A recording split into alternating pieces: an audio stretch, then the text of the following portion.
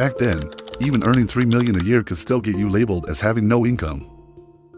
During a conference call in Greater China, an executive from luxury giant LVMH made a bold statement. They divided the mainland market into 3 classes of customers. Category 1, individuals earning over $10 million a year, or households earning over $30 million a year. These were labeled the ultra high-value clients. Category 2, individuals earning between $3 million and $10 million, or households earning between $10 million and $30 million. These were considered high-value clients.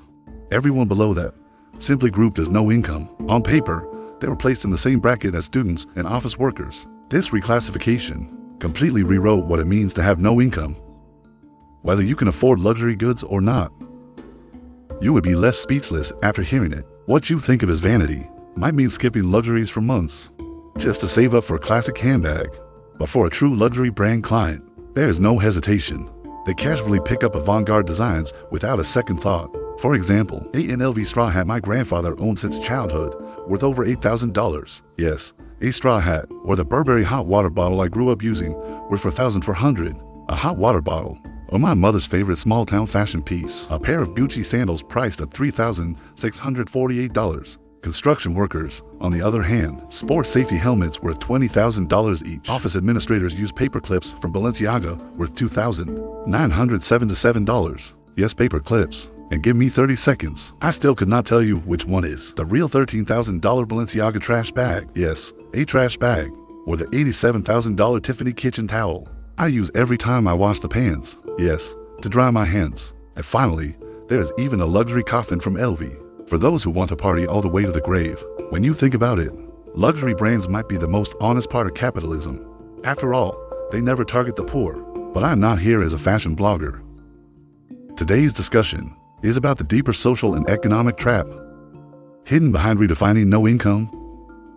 Especially in these past 2 years of economic decline, it is weighing on every ordinary person. Across industries, the shift to cheaper spending keeps getting stronger. Yet by redefining what no income means, luxury brands are going against the tide. They are inevitably excluding more and more potential buyers, while other brands try everything they can to widen their channels into the market. Luxury houses are choosing to narrow their own gates. Maybe it is because luxury stands for wealth, and the wealth table, from past to present, has always been a game for preselected players. Meaning, we do not first build up chips of wealth and then sit down at the table.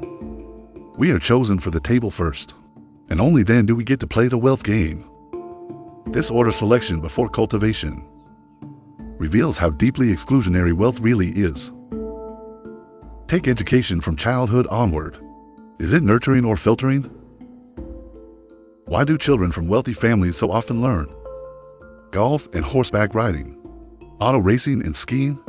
These so-called aristocratic sports, and what makes them aristocratic at all? Take skiing, for example.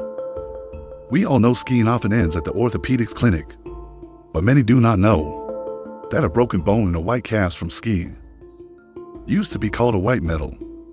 It was a symbol of courage and boldness. But that so-called courage and boldness first required countless people behind the scenes. Before artificial snowmaking existed, many ski areas could only be reached by helicopter or by small planes to the summit. That white medal had nothing to do with 99% of ordinary people. Golf follows the same logic. In cities with very limited land, vast green courses are carved out for a very small number of players to swing clubs.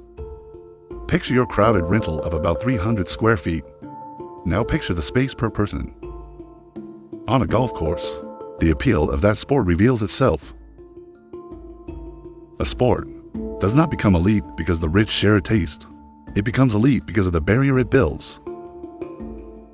And the sport itself is built to exclude. Only the wealthy who pass the filter end up choosing one another. They mutually recognize each other. By contrast, even with all the rags to riches stories in the NBA, basketball has always been a sport that belongs to the streets. Under an overpass, on a concrete court, just a hoop and a backboard, there's no exclusion, no filtering.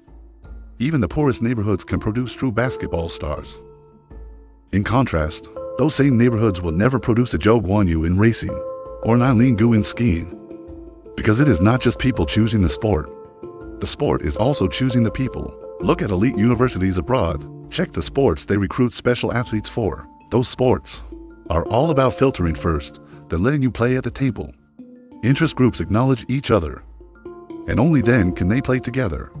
In a recent luxury industry conference call, it was pointed out that after several unusual years, we must face the fact that the customer structure has already changed. Only among the ultra-wealthy and high-value clients has purchasing power grown. Everyone else is slipping downward. Luxury is exclusive. To make luxury and wealth equal in meaning. When the economy declines, those with unstable buying power must be removed from the table. Looking back at all those avant-garde designs, they show one thing. It is not high taste cultivated by the rich that drives them to buy luxury goods. It is the exclusivity of luxury itself that filters out a common set of wealthy buyers. They recognize one another. And finally, I want to mention the famous thinker John Berger. In his book Ways of Seeing, he wrote, "When we admire how fine a tailored suit looks, we must also picture a factory or field labor wearing it. How awkward and absurd it would seem. It is not just people choosing clothes. The clothes are also choosing the people."